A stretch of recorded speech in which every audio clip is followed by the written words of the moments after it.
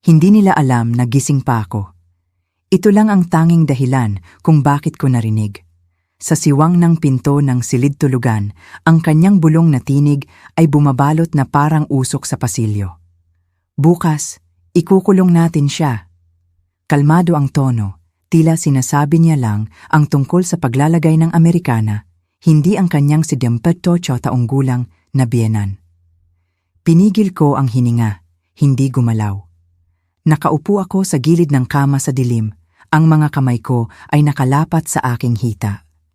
Kalahati na ang natupi kong maleta. Nagsimula akong magtupi ng damit pagkatapos ng hapunan. Hindi dahil may plano akong tumakas, hindi pa sa ngayon, ngunit dahil may kung ano sa hangin ang nagsabi sa akin na maging handa. 2 buwan na ang nakalipas, lumipat ako sa aking anak, si Andres. Ang aking maliit na bahay ay masyadong malaki para sa akin pagkatapos ng operasyon sa balakang. At sinabi ni Andres, mas mabuti kang makakasama dito, aasikaso ka namin. Naniwala ako sa kanya. Ibinenta ko ang bahay, inilipat ko ang pera sa kanyang account. Sinabi niyang tutulungan niya akong mag-invest at hindi na ako nagtanong pa. Ayokong maging kahina-hinala. Gusto kong maniwala na mahal niya ako ng sapat para bigyan ako ng lugar. Ngunit ang pag-ibig ay hindi sinusukat sa sala o sa mga pangako. Nasa tono ito, sa pasensya, sa kung ang iyong tasa ng tsaa ay puno sa mesa o kapag humihingi ka ng isang piraso ng tinapay, kung may sumusukat ba sa laki ng iyong kamay kapag kinukuha mo ang tinapay. Ngayong gabi, naghapunan ako mag-isa sa kusina.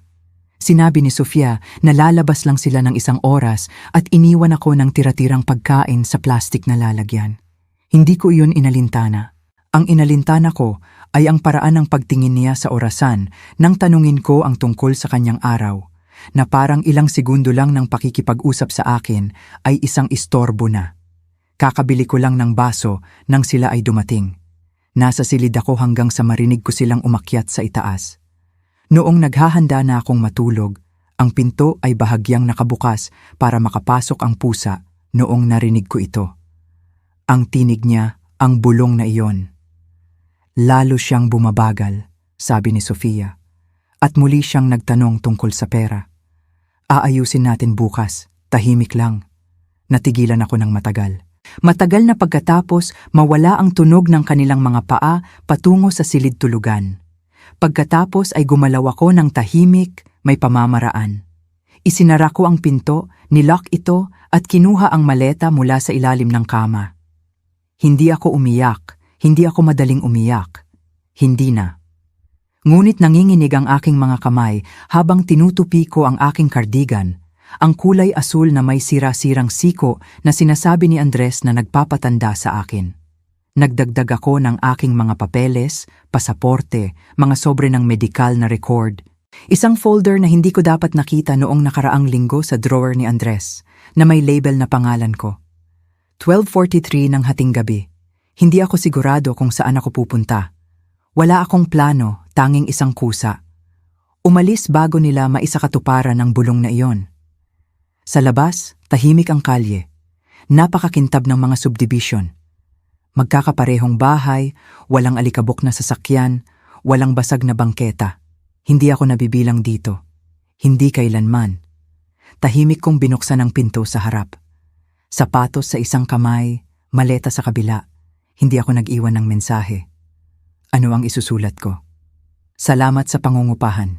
Huminto lang ako isang beses sa dulo ng driveway, tumingin pabalik sa bahay kung saan nakatira ang aking anak, kung saan ang pangalan ko ay hindi na tinatanggap sa hapagkainan. Pagkatapos ay tumalikod ako, lumabas sa kalsada at naglakad patungo sa anumang susunod na mangyayari. Habang naglalakad ay bumibigat ang maleta, hindi dahil sa bigat nito, kundi dahil sa kahihiyan na nakaimpake dito.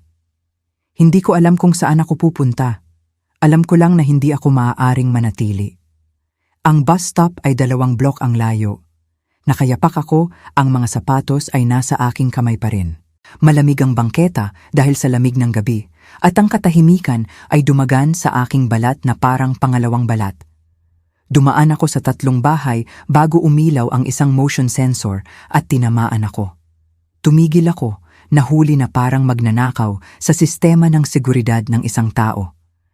At sa isang saglit, gusto kong bumalik. Kumatok lang sa pinto. Sabihin na ito ay isang pagkakamali. Sabihin na pagod na ako at mali ang narinig ko. Ngunit hindi ako nagkamali. Malinaw ang bulong na iyon. Bukas, ikukulong nila siya. At ang katahimikan na sumunod ay mas malaki pa. Hindi tumutol si Andres. Walang sinabi. Hindi, sobra na iyan. Hindi, nanay ko siya. Kahit isang buntong hininga ng pagkainis, katahimikan lang. Isang katahimikan na nagsasabing, sige. Nakaupo ako sa metal na bangko sa sulok ng Cypress at Maple. Ang huling bus ay darating sa loob ng 12 minuto kung ang schedule ay pareho pa rin. Hindi ako sumakay ng pampublikong sasakyan mula noong bago ang operasyon. Mula noong isuko ko ang huling piraso ng aking kalayaan at lumipat sa isang tahanan kung saan hindi ako nabibilang, ang kalye ay walang laman. Isang ilaw sa beranda ang kumikislap sa kabilang kalsada, ngunit walang lumabas. Isinuot ko ang aking mga sapatos at isinara ang aking jacket, hindi dahil sa init. Ito ay unang bahagi ng taglagas at malumanay ang gabi, ngunit dahil sa pakiramdam ng pagiging nababalot, napipigilan. Sumilip ako sa sobre sa aking bulsa. Hindi ko inaasahang makita ito. Isang linggo na ang nakalipas, naghahanap ako ng baterya sa drawer ng kusina. Laging naglalagay si Sofia doon. Lagi niyang kinokontrol kung ano ang sa kanya at kung ano ang hindi. At sa halip, nakahanap ako ng isang makapal na puting sobre na nakasulat sa pangalan ko sa harap. Walang return address. Sa loob ay mga kopya ng mga form na hindi ko agad nakilala. Isang power of attorney na hindi ko kailanman pinirmahan. Mga withdrawal, transfer, claim sa insurance. Ang pirma ko sa bawat isa, ngunit hindi iyon ang aking pirma. Hindi lubos. Ngunit sapat na malapit para sa isang taong gustong magmukhang kapani-paniwala. Sapat na malapit para sa isang nagmamadaling teller ng bangko o isang notaryo na hindi magtatanong. Ang sulat kamay ay gumagaya sa mga loop at espasyo ko, ngunit mali ang pagkahilig. Isang pinaghandaang kopya. Tupi ko ang mga dokumento at ibinalik ng walang ingay. Sa gabing iyon, humiga ako sa kama na nakatingin sa kisame, naalala ang mga bagay na hindi mukhang kakaiba noon. Ang pagmamadali na ibenta ko ang bahay. Ang determinasyon ni Andres na hawakan ang lahat ng tawag sa financial advisor. Kung paano mabilis, tahimik na kinuha ni Sofia ang aking gamot at inayos ang aking mga papeles. Ang bulong na narinig ko ngayong gabi ay hindi ang simula. Ito ang huling linya sa isang plano na nagaganap sa loob ng maraming buwan. Dumating ang bus. Tumayo ako, hinila ang bag ko sa likuran at sumakay. Ang driver, isang matabang lalaki na mga 50 taong gulang, ay halos hindi tumingin sa akin. Saan ka pupunta? Tanong niya. Sa sentro lang ng bayan, sabi ko. Malapit sa lumang library. Tumango siya. Huli ka na yata. Hindi ako sumagot. Tumingin ako sa malabong mga kalsadang walang laman habang dahan-dahang umuusad ang bus. Ang mga ilaw sa kalye ay kumikislap sa bintana ng may ritmo. Bawat kislap ay isang pag-iisip na alam niya. Nandaraya siya. Gusto nila akong umalis. 20 minuto pagkatapos, bumaba ako sa isang lugar ng lungsod na hindi ko napuntahan sa loob ng maraming taon. Nawala na ang otel na naaalala ko. Sa halip ay isang gusaling salamin na maliwanag ang ilaw.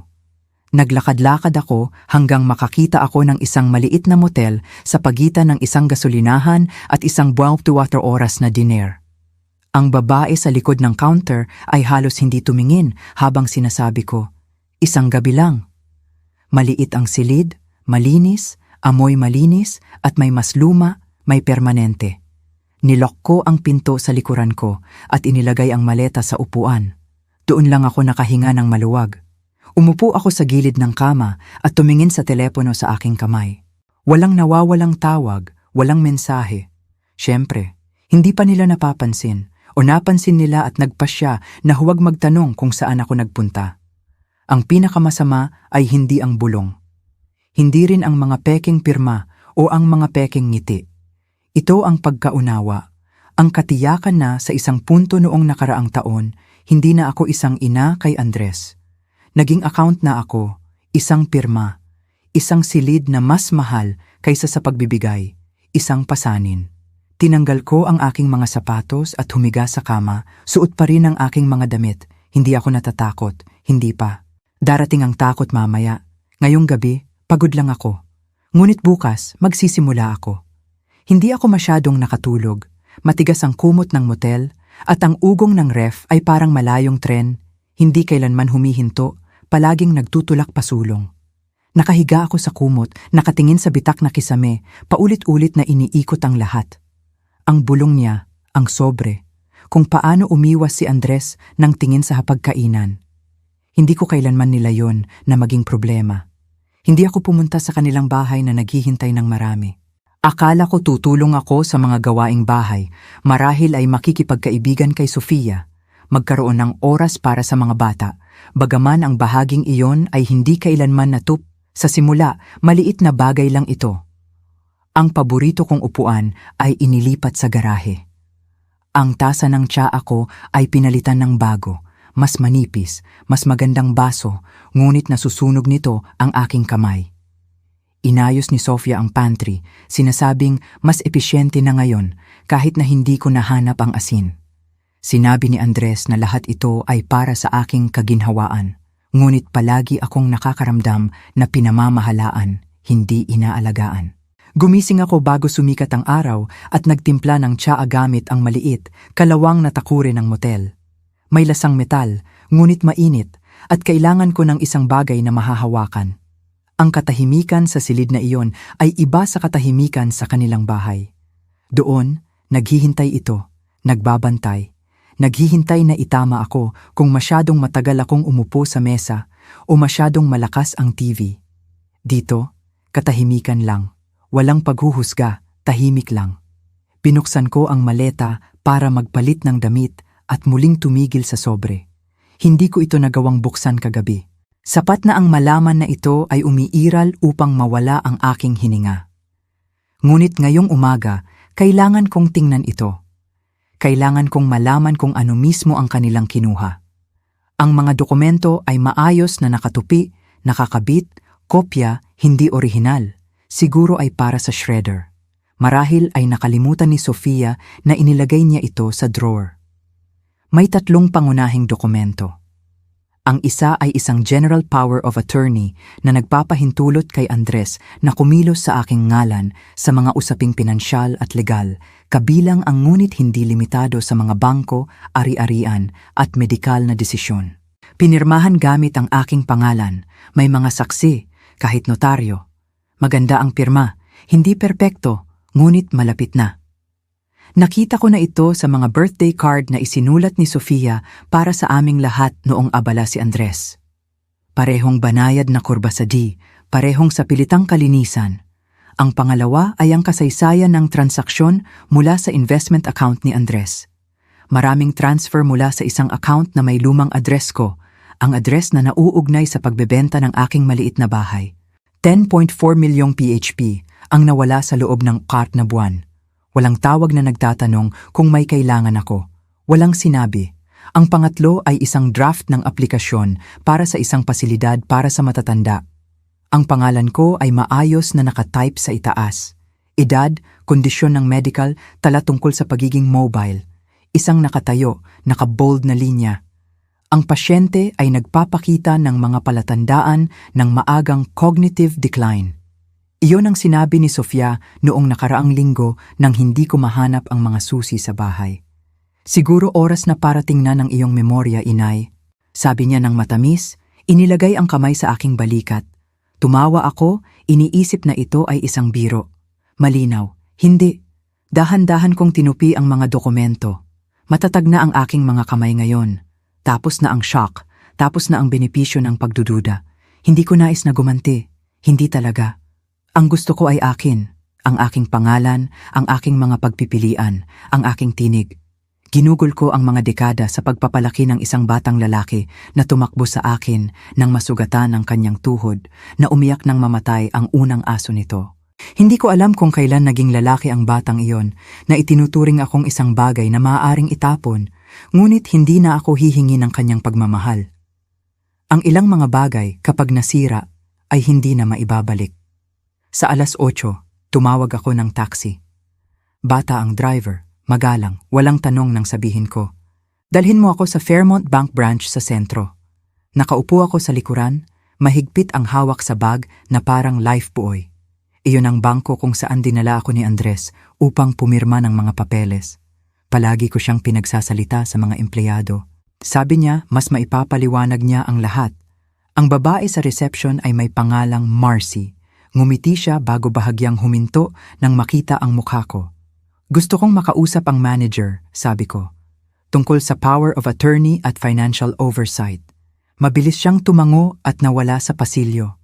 Pagkaraan ng ilang minuto, isang lalaki na nakasuot ng kulay abong suit ang lumabas, mga 30 taong gulang, malinis ang balbas na may pagod na mga mata. Miss Reyes, sabi niya. Ako si David, pasok tayo sa opisina ko. Sa loob, binigay ko sa kanya ang sobre. Hindi ako nagpaliwanag, naghintay lang habang binabasa niya ang mga pahina. Pagkatapos ng ilang sandali ng katahimikan, tumingin siya pataas. Pinirmahan mo ba ang power of attorney na ito? Hindi. Naaalala mo bang pinahintulutan mo ang mga transaksyong ito? Hindi. May nakapasok ba sa iyong account sa iyong ngalan kamakailan? Ang aking anak, si Andres Reyes. Tumango siya. Ang kanyang mga labi ay nakatikom sa isang tuwid na linya. Miss Reyes, ito ay napakaseryoso. Ang pagpeke ng pirma sa mga legal na dokumento ay isang krimen at kung ang mga pondong ito ay nailipat ng walang pahintulot mo, kailangan naming maglunsad ng isang internal na investigasyon. Nandito ako para hindi magdemanda, sabi ko. Hindi pa. Nandito ako para ihinto ang lahat ngayon. Yumuko si David. Gusto mo bang bawiin ang power of attorney na ito? Oo, ngayon. At i-freeze ang lahat ng kanyang access sa iyong account. Lahat ng ito. Kanselahin ang mga automatikong pagbabayad. I-block ang shared access. At gusto kong ilipat ang natitirang halaga sa... Napahinga ako ng malalim. Hindi ko napagdesisyunan ang bahaging iyon hanggang sa sandaling iyon, ngunit biglang naging malinaw ito. Isang bagong account na pangalan ko lang ang nakalagay. Kakailanganin ko ng tulong para mag-setup ng secure access at sa huli gusto kong ilipat ang kontrol sa ibang tao, ngunit hindi sa aking anak. Tumango si David. Magagawa natin iyan. Gumugol kami ng isang oras na sinusuri ang lahat. Bawat pagbabayad na pinahintulutan ni Andres, bawat form na nanotaryo ni Sofia sa pamamagitan ng isang kaibigan, hindi lang ito pagnanakaw. Ito ay isang pagbubura, isang tahimik, magalang na pagbubura. Nang umalis ako sa bangko, malapit na ang tanghali. Masakit ang aking mga binti, sumasakit ang aking likod, ngunit mas tuwid na akong nakatayo. Ito ang unang araw sa loob ng maraming buwan na ako ay akin na. Lumabas ako ng bangko sa malinis, manipis na simoy ng umaga. Nagsimula ng maging abala ang lungsod, maingay ang mga sasakyan, nagkakasalubong ang mga tao na may mga papel na tasa ng kape at mga teleponong nakalapat sa kanilang tainga. Tumayo ako ng tahimik saglit, mahigpit ang hawak sa kwelyo ng aking jacket, hindi sigurado kung ano ang susunod na gagawin. Hindi ako nag-isip ng malayo, hindi ako nag-isip lampas sa bench ng motel at sa lalaki sa bangko na nagsabi sa akin ng mahinahon ngunit matatag, na ang nangyari sa akin ay hindi lamang malupit kundi ilegal din. Ngunit legal man o hindi, ano ang gagawin mo kapag tumingin sa iyo ang iyong mga anak at nakikita lang nila ang kawalan? Naglakad ako ng ilang blok ng dahan-dahan hanggang sa makakita ako ng isang bench na nakatago sa ilalim ng isang matandang puno ng elm sa tapat ng isang pampublikong parke. Umupo ako, ang maleta sa tabi ko, at inilagay ang aking mga kamay sa aking hita. Nandoon ang sobre, nasa akin ang sobre, nakatupi ng maayos, ngunit hindi ko na kailangang tingnan ito. Nakikita ko ang bawat salita na nakatatak sa aking isipan. Hindi ako malungkot. Darating iyon, marahil. Ang nararamdaman ko ay isang malinis na kaliwanagan. Ang uri na nakukuha mo kapag ang ingay ay humupa at ang natitira na lang ay ang katotohanan. Hindi ito tungkol sa pera. Ito ay tungkol sa pagiging binura. kung paano ngumiti si Sofia at itama ako kapag nagkukwento ako sa hapagkainan. Kung paano nagsimulang magsalita si Andres tungkol sa serbisyo para sa matatanda sa loob ng 1 linggo pagkatapos akong lumipat. Tungkol sa pinto ng aking silid-tulugan na hindi nakalock. Tungkol sa aking mga liham na nagsimulang dumating na nakabukas na. Tungkol sa hindi pagtanggap ng birthday card mula sa aking apo sa loob ng 2 taon, kahit na isang tawag. Akala nila ako ay naglalaho. Madaling ilipat, madaling patahimikin. At marahil ay nagsimula na rin akong maniwala dito hanggang kagabi. Isang hangin ang nagtulak sa mga nahulog na dahon sa bangketa. Hinigpitan ko ang aking jacket. Hindi ako nagdala ng sapat para sa malamig na panahon.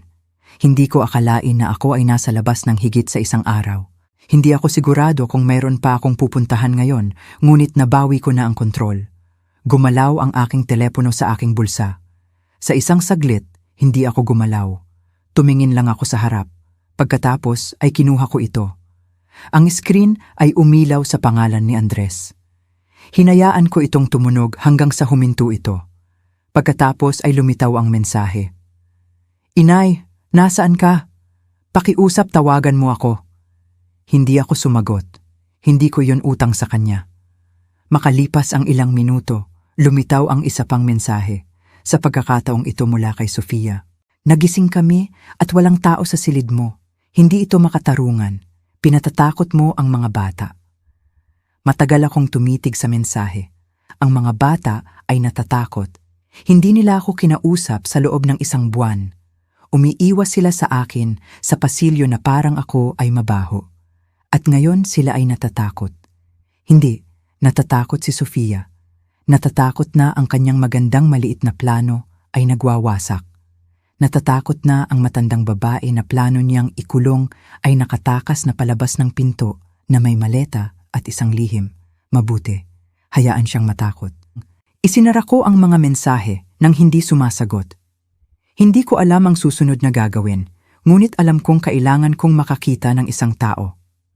Mayroong isang pangalan sa business card na ibinigay sa akin ni David, ang manager ng bangko, isang abogado, na makakapagpatnubay sa akin sa natitirang bahagi ng proseso. Sino ang makakatulong sa akin na matiyak na hindi na ito mangyayari muli? Ang kanyang opisina ay 6 na block ang layo. Tumayo ako. Inunat ang pananakit sa aking likod at hinila ang maleta. Umugong ito sa basag na bangketa. Ang receptionist ay bata na may mahinang tinig. "Mayroon ka bang appointment?" "Wala," sabi ko, ngunit sinabi ni David mula sa Fairmont Bank na pumunta ako. Tumango siya at nawala sa isang secondary door. Makalipas ang ilang minuto, isang babae na mahigit 40 ang lumabas. Maganda ang pagkakatahi ng jacket, malumanay ang mga kulay abo na mata, hindi gaanong makeup, inabot niya ang kanyang kamay. "Miss Reyes, ako si Elena." Tumawag si David. "Pumasok po kayo." Umupo kami sa isang pribadong opisina na may matataas na bookshelf at makakapal na kurtina. Muli kong binuksan ang sobre. Dahan-dahang binasa ni Elena ang lahat, ang kanyang mga mata ay nanlilisik. Nang matapos siyang magbasa, tumingin siya sa akin at sinabi, "Pasensya na. Mas madalas mangyari ito kaysa sa inaakala ng mga tao, lalo na sa mga matatandang babae na masyadong mapagkakatiwalaan." Hindi ko iniisip na ako ay mapusok, sabi ko ng mahina. "Pag-asa lang." "Hindi ka mapusok," sabi niya. "Nagbigay ka ng pagmamahal at inabuso ka nila." Halos 2 oras kaming magkasama. Ipinaliwanag niya ang aking mga karapatan, ang legal na kahulugan ng mga pekeng dokumento, ang mga hakbang na maaaring gawin. Gumamit siya ng mga salita tulad ng panloloko, financial exploitation, elder abuse. Tumango ako sa mga salitang iyon kahit na parang buhay ng ibang tao ang mga iyon. Hindi pa ako handang pag-usapan ng korte. Hindi ako sigurado kung gusto ko, ngunit gusto kong maprotektahan. "Gusto ko ng bagong testamento," sabi ko. "Gusto kong isulat muli ang lahat." Hindi siya kumurap. "Magagawa natin yan. At gusto kong ilipat ang financial power sa ibang tao, hindi sa aking anak." "May naiisip ka ba?" "Naiisip ko si Clara, ang aking apo sa Arizona. Mabait, mapagkakatiwalaan. Nagpadala siya ng taunang birthday card kahit na hindi ako sumasagot. Binibisita niya ako pagkatapos ng operasyon, nagdadala ng sabaw at mga magasin at hindi nagtatanong tungkol sa pera. "Oo," sabi ko, "tatawagan ko siya." Nagsimulang mag-draft si Elena ng mga dokumento habang nakaupo ako na umiinom ng mainit na tsaa na dinala ng kanyang assistant. Mainit ang kanyang opisina at amoy lavender. Sa unang pagkakataon mula noong silid ng motel, nakaramdam ako ng isang bagay na naninirahan sa aking dibdib. Hindi talaga kapayapaan, ngunit katatagan. Nakatayo pa rin ako. Nang umalis ako sa kanyang opisina, 4 na nawawalang tawag na ang nasa telepono ko, lahat mula kay Andres at isang voice message. Hindi ko pinakinggan. Sa halip, pinatay ko ang telepono. Hayaan silang magtaka. Hayaan silang umupo sa katahimikan sa isang beses. Hayaan silang maranasan kung ano ang pakiramdam ng paghihintay sa isang tawag na hindi darating. Dahan-dahang lumulubog ang araw nang lumabas ako sa opisina ni Elena. Tumayo ako sa bangketa ng ilang sandali, nanlilisik ang mga mata sa liwanag. Ang aking maleta ay gumugulong sa likuran na parang isang pagod na kasama. Hindi ako kumain buong araw, ngunit hindi ako gutom. Mayroong mas matalim sa aking tiyan. Hindi sakit, hindi pa takot. Isang bagay na parang kahandaan. Nakahanap ako ng bangko malapit sa istasyon ng tren at umupo. Hindi ako sigurado kung saan ako matutulog ngayong gabi. Isang opsyon ng motel, ngunit isang bahagi ko ang ayaw bumalik doon. Kailangan ko ng iba, isang bagay na kakaiba, isang maliit na kilos ng pagsuway, marahil. Isang paalala na makakapili pa rin ako. Binuksan ko ang bag para hanapin ang aking sweater at muling naramdaman ang gilid ng sobre. Dumampi ang aking mga kamay sa kung ano ang alam ko na. Peking power of attorney, mga transaksyon sa bangko, mga peking aplikasyon sa pasilidad para sa matatanda.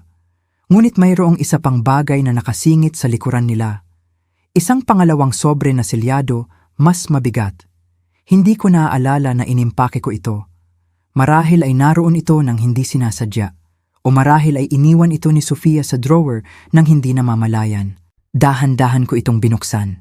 Sa loob, karagdagang mga form, mga record ng ari-arian, mga aplikasyon para sa pautang. Ang isa ay isang kasunduan sa refinancing para sa aking lumang bahay na may petsa 2 linggo lamang pagkatapos kong lumipat kay Andres at Sofia. Tumitig ako doon, pagkatapos ay mas malapit na tumingin. Ang bahay ay hindi nabenta ng 1 beses.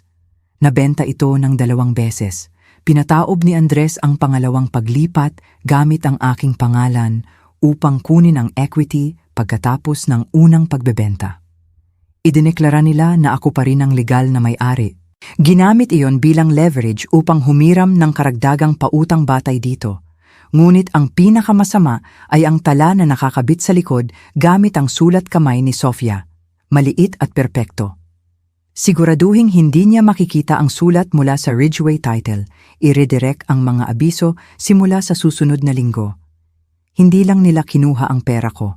Plano nilang ubusin ang bawat huling bakas ng aking buhay bago ako isuko sa isang pasilidad at umalis ng malinis. Dahan-dahan kong tinupi ang mga dokumento, matatag ang aking mga kamay. Kaya iyon ang plano. Ibenta ang bahay, kunin ang pera, pikein ang mga pirma, muling mag-refinance, ikulong ako, tumawa para sa mga Christmas card, hayaang sisihin ng doktor ang edad. Ngunit hindi ako nalilito, hindi ako nawawala, galit ako, hindi yung maingay, hindi yung magulo, yung nauupo sa ibabang tiyan at naghihintay. Yung pinatalas ang sarili gamit ang katahimikan at oras. Doon ako umupo sa bangkong iyon ng matagal, nakatingin sa mga taong gumagalaw sa mundo. Ang ilan ay tumatawa, ang ilan ay nagmamadali. Walang sino man sa kanila ang nakakaalam kung ano ang ibig sabihin ng mawala ng paunti-unti sa loob ng sariling pamilya. Sinubukan nilang gawin akong anino, ngunit naalala ko kung sino ako at bukas ay ipapaalala ko sa kanila. Hindi na ako bumalik sa motel kagabi. Naglakad ako hanggang sumakit ang aking mga paa, pagkatapos ay nag-check-in sa isang simpleng B&B na ilang block mula sa korte. Ang babae sa reception ay walang sinabi, ibinigay lang sa akin ang isang susi at itinuro sa pasilyo. Maliit ang silid, ngunit mainit. Isang pinagtapik na kumot sa kama, isang lampara na may bitak sa base nito. Parang lugar kung saan maaaring magpahinga ang isang tao at maramdaman pa rin ang kanyang sarili. Mahimbing akong natulog sa unang pagkakataon sa loob ng maraming linggo. Hindi nagbunga ng panaginip. Ang mga kumot ng bahay panuluyan ay matigas. At ang ugong ng ref ay parang isang malayong tren. Hindi kailanman humihinto. Palaging nagtutulak pasulong. Nakahiga ako sa kumot. Nakatingin sa bitak na kisame. Paulit-ulit na iniikot ang lahat. Ang kanyang bulong. Ang sobre. Kung paano umiiwas si Andres ng tingin sa hapagkainan. Hindi ko kailanman nilayon na maging problema. Hindi ako pumunta sa kanilang bahay na naghihintay ng marami. Akala ko tutulong ako sa mga gawaing bahay. Marahil ay makikipagkaibigan kay Sofia, magkakaroon ng oras para sa mga bata, bagaman ang bahaging iyon ay hindi kailanman natupad. Laging masyadong abala ang mga ito, masyadong naka-schedule, at marahil ay masyado na akong matanda para maging kawili-wili. Sa simula, maliit na bagay lang ito. Ang paborito kong upuan ay inilipat sa garahe. Ang tasa ng tsaa ko ay pinalitan ng bago, mas manipis, mas magandang baso, ngunit nasusunog nito ang aking kamay. Inayos ni Sofia ang pantry, sinasabing mas epesyente na ngayon, kahit na hindi ko nahanap ang asin. Sinabi ni Andres na lahat ito ay para sa aking kaginhawaan, ngunit palagi akong nakakaramdam na pinamamahalaan, hindi inaalagaan. Gumising ako bago sumikat ang araw at nagtimpla ng tsaa gamit ang maliit, kalawang na takure ng motel. May lasang metal, ngunit mainit, at kailangan ko ng isang bagay na mahahawakan. Ang katahimikan sa silid na iyon ay iba sa katahimikan sa kanilang bahay. Doon, naghihintay ito, nagbabantay, naghihintay na itama ako kung masyadong matagal akong umupo sa mesa o masyadong malakas ang TV. Dito, katahimikan lang, walang paghuhusga, tahimik lang. Binuksan ko ang maleta para magpalit ng damit at muling tumigil sa sobre. Hindi ko ito nagawang buksan kagabi. Sapat na ang malaman na ito ay umiiral upang mawala ang aking hininga. Ngunit ngayong umaga, kailangan kong tingnan ito. Kailangan kong malaman kung ano mismo ang kanilang kinuha. Ang mga dokumento ay maayos na nakatupi, nakakabit, kopya, hindi orihinal. Siguro ay para sa shredder. Marahil ay nakalimutan ni Sofia na inilagay niya ito sa drawer.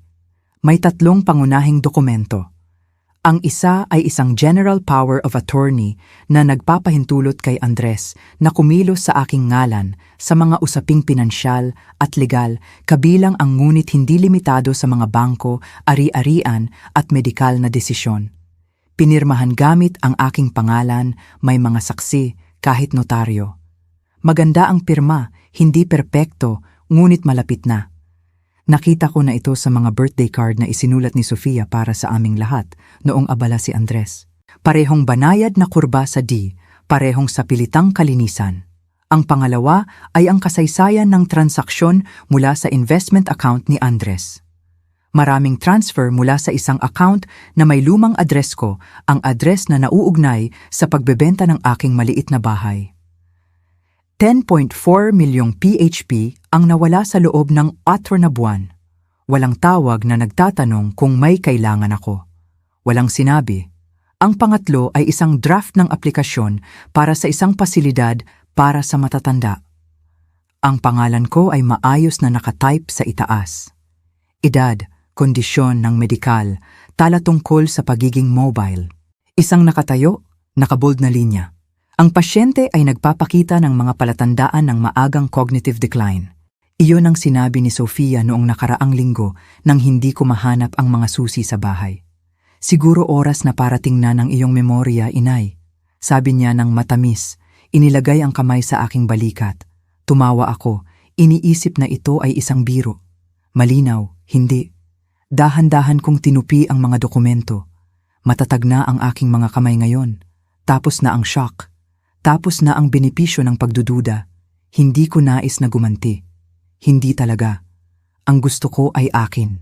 Ang aking pangalan, ang aking mga pagpipilian, ang aking tinig.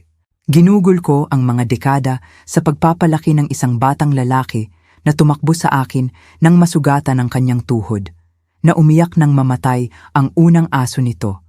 Hindi ko alam kung kailan naging lalaki ang batang iyon na itinuturing akong isang bagay na maaaring itapon, ngunit hindi na ako hihingi ng kanyang pagmamahal.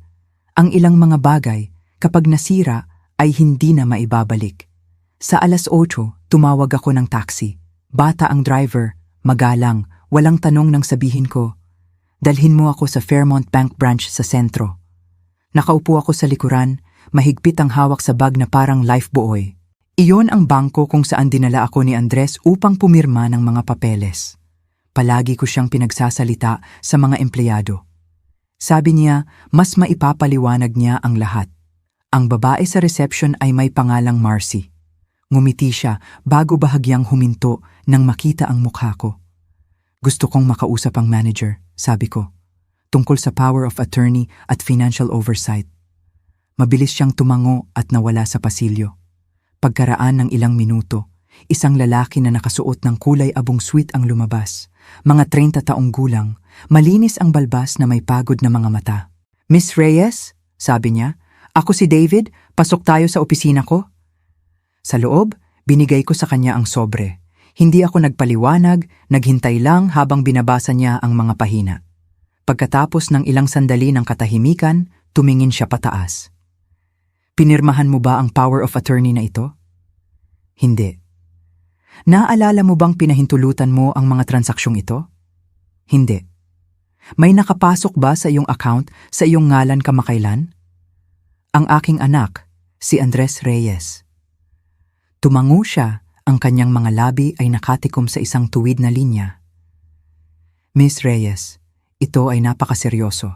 Ang pagpeke ng pirma sa mga legal na dokumento ay isang krimen, at kung ang mga pondong ito ay nailipat nang walang pahintulot mo, kailangan naming maglunsad ng isang internal na investigasyon."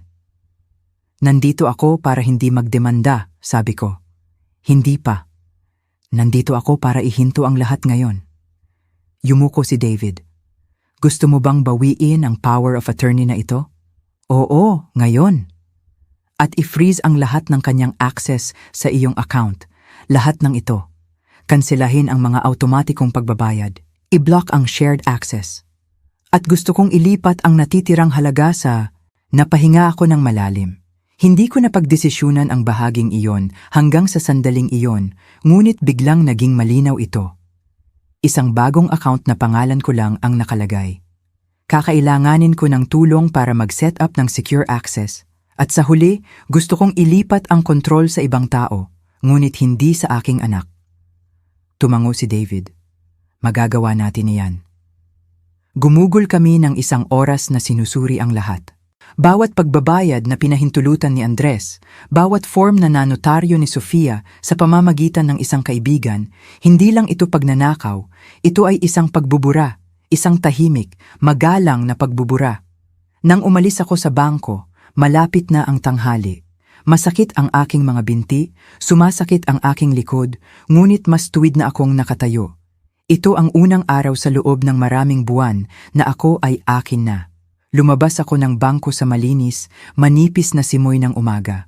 Nagsimula ng maging abala ang lungsod, maingay ang mga sasakyan, nagkakasalubong ang mga tao na may mga papel na tasa ng kape at mga teleponong nakalapat sa kanilang tainga. Tumayo ako ng tahimik saglit, mahigpit ang hawak sa kwelyo ng aking jacket, hindi sigurado kung ano ang susunod na gagawin. Hindi ako nag-isip ng malayo. Hindi ako nag-isip lampas sa bench ng motel at sa lalaki sa bangko na nagsabi sa akin ng mahinahon ngunit matatag, na ang nangyari sa akin ay hindi lamang malupit, kundi illegal din. Ngunit legal man o hindi, ano ang gagawin mo kapag tumingin sa iyo ang iyong mga anak at nakikita lang nila ang kawalan? Naglakad ako ng ilang block ng dahan-dahan hanggang sa makakita ako ng isang bench na nakatago sa ilalim ng isang matandang puno ng elm sa tapat ng isang pampublikong parke. Umupo ako, ang maleta sa tabi ko at inilagay ang aking mga kamay sa aking hita. Nasa akin ang sobre, nakatupi ng maayos, ngunit hindi ko na kailangang tingnan ito. Nakikita ko ang bawat salita na nakatatak sa aking isipan. Hindi ako malungkot. Darating iyon, marahil. Ang nararamdaman ko ay isang malinis na kaliwanagan. Ang uri na nakukuha mo kapag ang ingay ay humupa at ang natitira na lang ay ang katotohanan. Hindi ito tungkol sa pera. Ito ay tungkol sa pagiging binura. Kung paano ngumiti si Sofia at itama ako kapag nagkukwento ako sa hapagkainan. Kung paano nagsimulang magsalita si Andres tungkol sa serbisyo para sa matatanda sa loob ng 1 linggo pagkatapos akong lumipat. Tungkol sa pinto ng aking silid-tulugan na hindi nakalock. Tungkol sa aking mga liham na nagsimulang dumating na nakabukas na. Tungkol sa hindi pagtanggap ng birthday card mula sa aking apo sa loob ng 2 taon, kahit na isang tawag. Akala nila ako ay naglalaho. Madaling ilipat, madaling patahimikin. At marahil ay nagsimula na rin akong maniwala dito hanggang kagabi. Isang hangin ang nagtulak sa mga nahulog na dahon sa bangketa. Hinigpitan ko ang aking jacket. Hindi ako nagdala ng sapat para sa malamig na panahon. Hindi ko akalain na ako ay nasa labas ng higit sa 1 araw. Hindi ako sigurado kung mayroon pa akong pupuntahan ngayon, ngunit nabawi ko na ang kontrol. Gumalaw ang aking telepono sa aking bulsa. Sa isang saglit, hindi ako gumalaw. Tumingin lang ako sa harap. Pagkatapos ay kinuha ko ito. Ang screen ay umilaw sa pangalan ni Andres. Hinayaan ko itong tumunog hanggang sa huminto ito. Pagkatapos ay lumitaw ang mensahe. "Inay, nasaan ka? Pakiusap, tawagan mo ako." Hindi ako sumagot. Hindi ko yon utang sa kanya. Makalipas ang ilang minuto, lumitaw ang isa pang mensahe. Sa pagkakataong ito mula kay Sofia. "Nagising kami at walang tao sa silid mo. Hindi ito makatarungan. Pinatatakot mo ang mga bata." Matagal akong tumitig sa mensahe. Ang mga bata ay natatakot. Hindi nila ako kinausap sa loob ng 1 buwan. Umiiwas sila sa akin sa pasilyo na parang ako ay mabaho. At ngayon, sila ay natatakot. Hindi, natatakot si Sofia. Natatakot na ang kanyang magandang maliit na plano ay nagwawasak. Natatakot na ang matandang babae na plano niyang ikulong ay nakatakas na palabas ng pinto na may maleta at isang lihim. Mabuti, hayaan siyang matakot. Isinara ko ang mga mensahe ng hindi sumasagot. Hindi ko alam ang susunod na gagawin, ngunit alam kong kailangan kong makakita ng isang tao. Mayroong isang pangalan sa business card na ibinigay sa akin ni David, ang manager ng bangko, isang abogado, na makakapagpatnubay sa akin sa natitirang bahagi ng proseso. Sino ang makakatulong sa akin na matiyak na hindi na ito mangyayari muli? Ang kanyang opisina ay 6 na block ang layo. Tumayo ako, inunat ang pananakit sa aking likod, at hinila ang maleta. Umugong ito sa basag na bangketa. Ang receptionist ay bata na may mahinang tinig. "Meron ka bang appointment?" "Wala," sabi ko, ngunit sinabi ni David mula sa Fairmont Bank na pumunta ako. Tumango siya at nawala sa isang secondary door. Makalipas ang ilang minuto, isang babae na mahigit 40 ang lumabas. Maganda ang pagkakatahi ng jacket, malumanay ang mga kulay abo na mata, hindi gaanong make-up. Inabot niya ang kanyang kamay. "Miss Reyes, ako si Elena." Tumawag si David. "Pumasok po kayo." Umupo kami sa isang pribadong opisina na may matataas na bookshelf at makakapal na kurtina. Muli kong binuksan ang sobre. Dahan-dahang binasa ni Elena ang lahat. Ang kanyang mga mata ay nanlilisik. Nang matapos siyang magbasa, tumingin siya sa akin at sinabi, "Pasensya na. Mas madalas mangyari ito kaysa sa inaakala ng mga tao, lalo na sa mga matatandang babae na masyadong mapagkakatiwalaan." "Hindi ko iniisip na ako ay mapusok," sabi ko ng mahina. "Pag-asa lang." "Hindi ka mapusok," sabi niya. "Nagbigay ka ng pagmamahal at inabuso ka nila. Halos 2 oras kaming magkasama." Ipinaliwanag niya ang aking mga karapatan, ang legal na kahulugan ng mga piking dokumento, ang mga hakbang na maaaring gawin. Gumamit siya ng mga salita tulad ng panloloko, financial exploitation, elder abuse. Tumango ako sa mga salitang iyon kahit na parang buhay ng ibang tao ang mga iyon. Hindi pa ako handang pag-usapan ng korte. Hindi ako sigurado kung gusto ko, ngunit gusto kong maprotektahan. Gusto ko ng bagong testamento, sabi ko. Gusto kong isulat muli ang lahat. Hindi siya kumurap. Magagawa natin iyan. At gusto kong ilipat ang financial power sa ibang tao, hindi sa aking anak. May naiisip ka ba? Naiisip ko si Clara, ang aking apo sa Arizona. Mabait, mapagkakatiwalaan. Nagpadala siya ng taunang birthday card kahit na hindi ako sumasagot. Binibisita niya ako pagkatapos ng operasyon, nagdadala ng sabaw at mga magasin at hindi nagtatanong tungkol sa pera. Oo, sabi ko, tatawagan ko siya.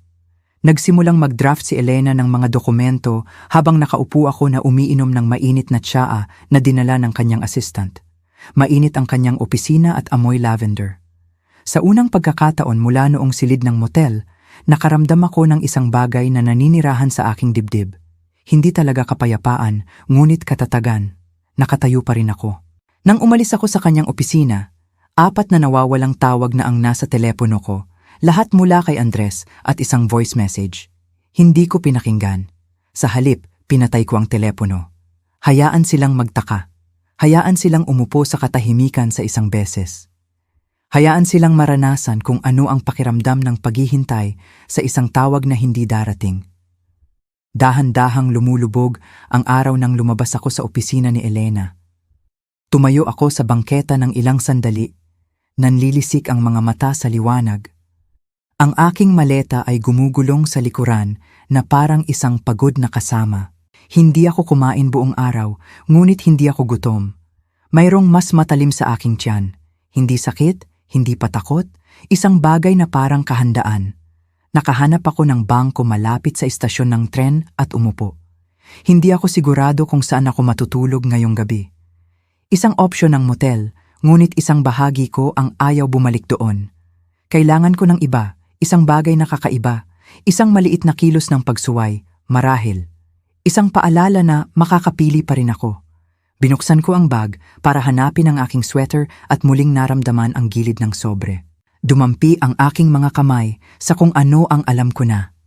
Pekeng power of attorney, mga transaksyon sa bangko, mga pekeng aplikasyon sa pasilidad para sa matatanda. Ngunit mayroong isa pang bagay na nakasingit sa likuran nila. Isang pangalawang sobre na selyado, mas mabigat. Hindi ko naaalala na inimpake ko ito. Marahil ay naroon ito ng hindi sinasadya. O marahil ay iniwan ito ni Sofia sa drawer ng hindi namamalayan. Dahan-dahan ko itong binuksan. Sa loob, karagdagang mga form, mga record ng ari-arian, mga aplikasyon para sa pautang. Ang isa ay isang kasunduan sa refinancing para sa aking lumang bahay na may petsa 2 linggo lamang pagkatapos kong lumipat kay Andres at Sofia. Tumitig ako doon pagkatapos ay mas malapit na tumingin. Ang bahay ay hindi nabenta ng 1 beses. Nabenta ito ng 2 beses. Pinataob ni Andres ang pangalawang paglipat gamit ang aking pangalan upang kunin ang equity pagkatapos ng unang pagbebenta. Idineklara nila na ako pa rin ang legal na may-ari. Ginamit iyon bilang leverage upang humiram ng karagdagang pautang batay dito. Ngunit ang pinakamasama ay ang tala na nakakabit sa likod gamit ang sulat kamay ni Sofia, maliit at perpekto. Siguraduhing hindi niya makikita ang sulat mula sa Ridgeway title. I-redirect ang mga abiso simula sa susunod na linggo. Hindi lang nila kinuha ang pera ko. Plano nilang ubusin ang bawat huling bakas ng aking buhay bago ako isuko sa isang pasilidad at umalis ng malinis. Dahan-dahan kong tinupi ang mga dokumento, matatag ang aking mga kamay. Kaya iyon ang plano. Ibenta ang bahay, kunin ang pera, pikein ang mga pirma, muling mag-refinance, ikulong ako, tumawa para sa mga Christmas card, hayaang sisihin ng doktor ang edad. Ngunit hindi ako nalilito. Hindi ako nawawala. Galit ako. Hindi yung maingay. Hindi yung magulo. Yung nauupo sa ibabang tiyan at naghihintay. Yung pinatalas ang sarili gamit ang katahimikan at oras. Umupo ako roon sa bangkong iyon ng matagal, nakatingin sa mga taong gumagalaw sa mundo. Ang ilan ay tumatawa, ang ilan ay nagmamadali. Walang sino man sa kanila ang nakakaalam kung ano ang ibig sabihin ng mawala ng paunti-unti sa loob ng sariling pamilya. Sinubukan nilang gawin akong anino, ngunit naalala ko kung sino ako at bukas ay ipapaalala ko sa kanila. Hindi na ako bumalik sa motel kagabi. Naglakad ako hanggang sumakit ang aking mga paa, pagkatapos ay nag-check-in sa isang simpleng B&B na ilang block mula sa korte. Ang babae sa reception ay walang sinabi. Ibinigay lang sa akin ang isang susi at itinuro sa pasilyo. Maliit ang silid, ngunit mainit. Isang pinagtapik na kumot sa kama, isang lampara na may bitak sa base nito. Parang lugar kung saan maaaring magpahinga ang isang tao at maramdaman pa rin ang kanyang sarili. Mahimbing akong natulog sa unang pagkakataon sa loob ng maraming linggo. Hindi nagbunga ng panaginip. Ang mga kumot ng bahay panuluyan ay matigas. At ang ugong ng ref ay parang isang malayong tren, hindi kailanman humihinto, palaging nagtutulak pasulong. Nakahiga ako sa kumot, nakatingin sa bitak na kisame, paulit-ulit na iniikot ang lahat. Ang kanyang bulong, ang sobre, kung paano umiiwas si Andres ng tingin sa hapagkainan. Hindi ko kailanman nilayon na maging problema. Hindi ako pumunta sa kanilang bahay na naghihintay ng marami. Akala ko tutulong ako sa mga gawaing bahay, marahil ay makikipagkaibigan kay Sofia, magkakaroon ng oras para sa mga bata, bagaman ang bahaging iyon ay hindi kailanman natupad. Laging masyadong abala ang mga ito, masyadong naka-schedule, at marahil ay masyado na akong matanda para maging kawili-wili. Sa simula, maliit na bagay lang ito. Ang paborito kong upuan ay inilipat sa garahe. Ang tasa ng tsaa ko ay pinalitan ng bago, mas manipis, mas magandang baso, ngunit nasusunog nito ang aking kamay. Inayos ni Sofia ang pantry, sinasabing mas episyente na ngayon, kahit na hindi ko nahanap ang asin. Sinabi ni Andres na lahat ito ay para sa aking kaginhawaan, ngunit palagi akong nakakaramdam na pinamamahalaan, hindi inaalagaan. Gumising ako bago sumikat ang araw, at nagtimpla ng tsaa gamit ang maliit, kalawang na takure ng motel. May lasang metal, ngunit mainit, at kailangan ko ng isang bagay na mahahawakan. Ang katahimikan sa silid na iyon ay iba sa katahimikan sa kanilang bahay. Doon, naghihintay ito, nagbabantay, naghihintay na itama ako kung masyadong matagal akong umupo sa mesa o masyadong malakas ang TV. Dito, katahimikan lang. Walang paghuhusga, tahimik lang. Binuksan ko ang maleta para magpalit ng damit at muling tumigil sa sobre. Hindi ko ito nagawang buksan kagabi. Sapat na ang malaman na ito ay umiiral upang mawala ang aking hininga. Ngunit ngayong umaga, kailangan kong tingnan ito. Kailangan kong malaman kung ano mismo ang kanilang kinuha. Ang mga dokumento ay maayos na nakatupi, nakakabit, kopya, hindi orihinal. Siguro ay para sa shredder. Marahil ay nakalimutan ni Sofia na inilagay niya ito sa drawer. May 3 pangunahing dokumento.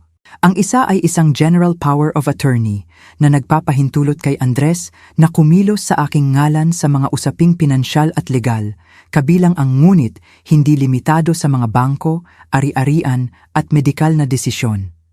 Pinirmahan gamit ang aking pangalan, may mga saksi, kahit notaryo. Maganda ang pirma, hindi perpekto, ngunit malapit na. Nakita ko na ito sa mga birthday card na isinulat ni Sofia para sa aming lahat noong abala si Andres. Parehong banayad na kurba sa D, parehong sa pilitang kalinisan. Ang pangalawa ay ang kasaysayan ng transaksyon mula sa investment account ni Andres.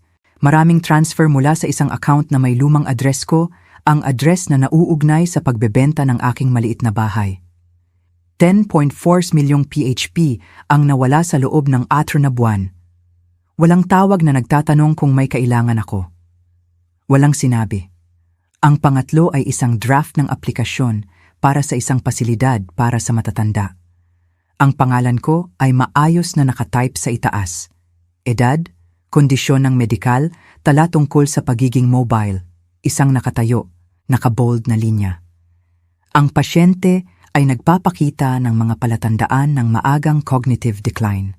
Iyon ang sinabi ni Sofia noong nakaraang linggo nang hindi ko mahanap ang mga susi sa bahay. Siguro oras na para tingnan ang iyong memorya, inay. Sabi niya ng matamis, Inilagay ang kamay sa aking balikat.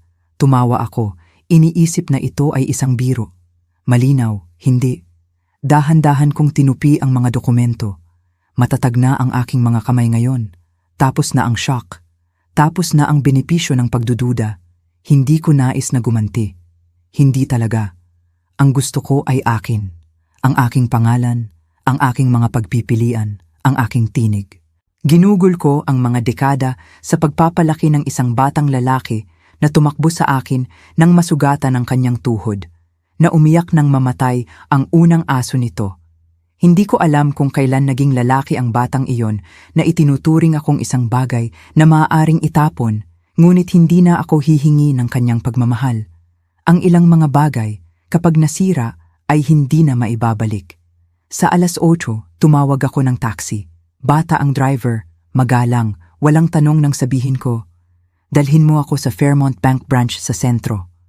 Nakaupo ako sa likuran, mahigpit ang hawak sa bag na parang lifebuoy.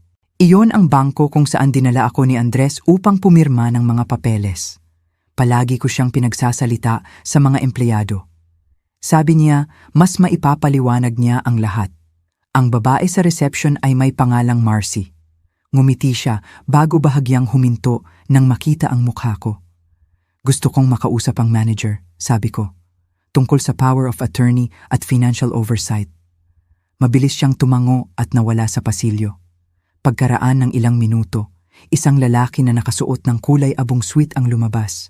Mga 30 taong gulang, malinis ang balbas na may pagod na mga mata. "Miss Reyes?" sabi niya.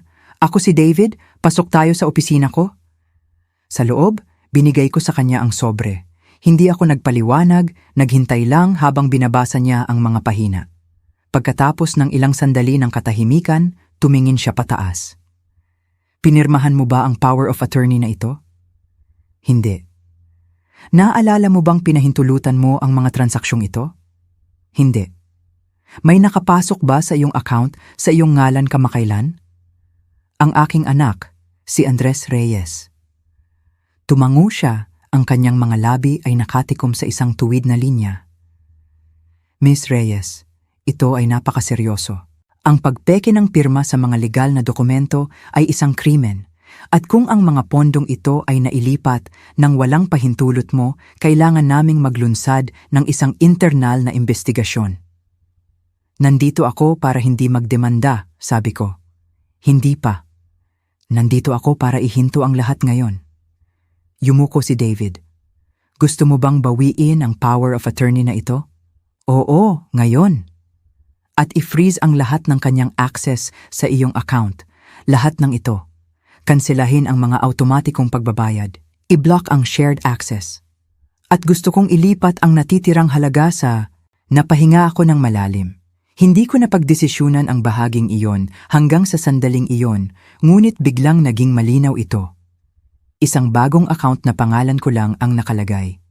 Kakailanganin ko ng tulong para mag-set up ng secure access, at sa huli, gusto kong ilipat ang kontrol sa ibang tao, ngunit hindi sa aking anak. Tumango si David. "Magagawa natin iyan." Gumugol kami ng isang oras na sinusuri ang lahat. Bawat pagbabayad na pinahintulutan ni Andres, bawat form na nanotaryo ni Sofia sa pamamagitan ng isang kaibigan, hindi lang ito pagnanakaw, ito ay isang pagbubura, isang tahimik, magalang na pagbubura. Nang umalis ako sa bangko, malapit na ang tanghali. Masakit ang aking mga binti, sumasakit ang aking likod, ngunit mas tuwid na akong nakatayo. Ito ang unang araw sa loob ng maraming buwan na ako ay akin na. Lumabas ako ng bangko sa malinis, manipis na simoy ng umaga. Nagsimula ng maging abala ang lungsod, maingay ang mga sasakyan, nagkakasalubong ang mga tao na may mga papel na tasa ng kape at mga teleponong nakalapat sa kanilang tainga. Tumayo ako ng tahimik saglit, mahigpit ang hawak sa kwelyo ng aking jacket, hindi sigurado kung ano ang susunod na gagawin. Hindi ako nag-isip ng malayo. Hindi ako nag-isip lampas sa bench ng motel at sa lalaki sa bangko na nagsabi sa akin ng mahinahon ngunit matatag, na ang nangyari sa akin ay hindi lamang malupit, kundi illegal din. Ngunit legal man o hindi, ano ang gagawin mo kapag tumingin sa iyo ang iyong mga anak at nakikita lang nila ang kawalan? Naglakad ako ng ilang blok ng dahan-dahan hanggang sa makakita ako ng isang bench na nakatago sa ilalim ng isang matandang puno ng elm sa tapat ng isang pampublikong parke.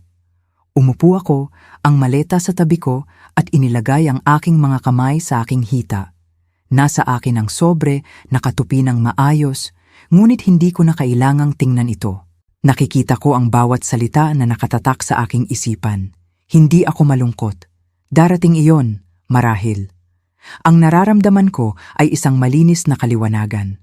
Ang uri na nakukuha mo kapag ang ingay ay humupa at ang natitira na lang ay ang katotohanan.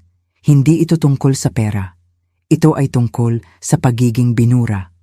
Kung paano ngumiti si Sofia at itama ako kapag nagkukwento ako sa hapagkainan. Kung paano nagsimulang magsalita si Andres tungkol sa serbisyo para sa matatanda sa loob ng isang linggo pagkatapos akong lumipat. Tungkol sa pinto ng aking silid-tulugan na hindi nakalock. Tungkol sa aking mga liham na nagsimulang dumating na nakabukas na. Tungkol sa hindi pagtanggap ng birthday card mula sa aking apo sa loob ng 2 taon, kahit na isang tawag.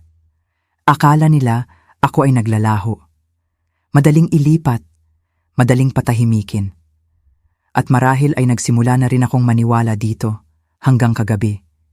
Isang hangin ang nagtulak sa mga nahulog na dahon sa bangketa. Hinigpitan ko ang aking jacket. Hindi ako nagdala ng sapat para sa malamig na panahon. Hindi ko akalain na ako ay nasa labas ng higit sa isang araw. Hindi ako sigurado kung mayroon pa akong pupuntahan ngayon, ngunit nabawi ko na ang kontrol. Gumalaw ang aking telepono sa aking bulsa. Sa isang saglit, hindi ako gumalaw. Tumingin lang ako sa harap. Pagkatapos ay kinuha ko ito. Ang screen ay umilaw sa pangalan ni Andres. Hinayaan ko itong tumunog hanggang sa huminto ito. Pagkatapos ay lumitaw ang mensahe. "Inay, nasaan ka? Pakiusap, tawagan mo ako." Hindi ako sumagot. Hindi ko yon utang sa kanya. Makalipas ang ilang minuto, lumitaw ang isa pang mensahe. Sa pagkakataong ito mula kay Sofia. "Nagising kami at walang tao sa silid mo. Hindi ito makatarungan. Pinatatakot mo ang mga bata." Matagal akong tumitig sa mensahe. Ang mga bata ay natatakot. Hindi nila ako kinausap sa loob ng 1 buwan. Umiiwas sila sa akin sa pasilyo na parang ako ay mabaho. At ngayon sila ay natatakot. Hindi, natatakot si Sofia. Natatakot na ang kanyang magandang maliit na plano ay nagwawasak. Natatakot na ang matandang babae na plano niyang ikulong ay nakatakas na palabas ng pinto na may maleta at isang lihim. Mabuti, hayaan siyang matakot. Isinara ko ang mga mensahe nang hindi sumasagot. Hindi ko alam ang susunod na gagawin, ngunit alam kong kailangan kong makakita ng isang tao. Mayroong isang pangalan sa business card na ibinigay sa akin ni David, ang manager ng bangko, isang abogado, na makakapagpatnubay sa akin sa natitirang bahagi ng proseso. Sino ang makakatulong sa akin na matiyak na hindi na ito mangyayari muli? Ang kanyang opisina ay 6 na blok ang layo. Tumayo ako. Inunat ang pananakit sa aking likod at hinila ang maleta. Umugong ito sa basag na bangketa. Ang receptionist ay bata na may mahinang tinig. "Mayroon ka bang appointment?" "Wala," sabi ko, ngunit sinabi ni David mula sa Fairmont Bank na pumunta ako. Tumango siya at nawala sa isang secondary door. Makalipas ang ilang minuto, isang babae na mahigit 40 ang lumabas. Maganda ang pagkakatahi ng jacket, malumanay ang mga kulay abo na mata, hindi gaanong makeup, inabot niya ang kanyang kamay. "Miss Reyes, ako si Elena." Tumawag si David, "Pumasok po kayo." Umupo kami sa isang pribadong opisina na may matataas na bookshelf at makakapal na kurtina. Muli kong binuksan ang sobre. Dahan-dahang binasa ni Elena ang lahat, ang kanyang mga mata ay nanlilisik. Nang matapos siyang magbasa, tumingin siya sa akin at sinabi, "Pasensya na.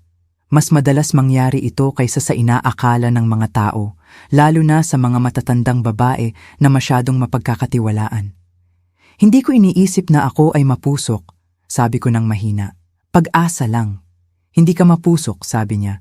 "Nagbigay ka ng pagmamahal at inabuso ka nila. Halos 2 oras kaming magkasama." Ipinaliwanag niya ang aking mga karapatan, ang legal na kahulugan ng mga pekeng dokumento, ang mga hakbang na maaaring gawin. Gumamit siya ng mga salita tulad ng panloloko, financial exploitation, elder abuse. Tumango ako sa mga salitang iyon kahit na parang buhay ng ibang tao ang mga iyon. Hindi pa ako handang pag-usapan ng korte. Hindi ako sigurado kung gusto ko, ngunit gusto kong maprotektahan.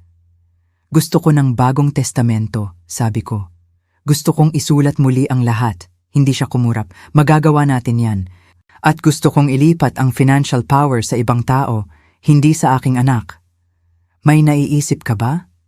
Naiisip ko si Clara, ang aking apo sa Arizona. Mabait, mapagkakatiwalaan. Nagpadala siya ng taunang birthday card kahit na hindi ako sumasagot.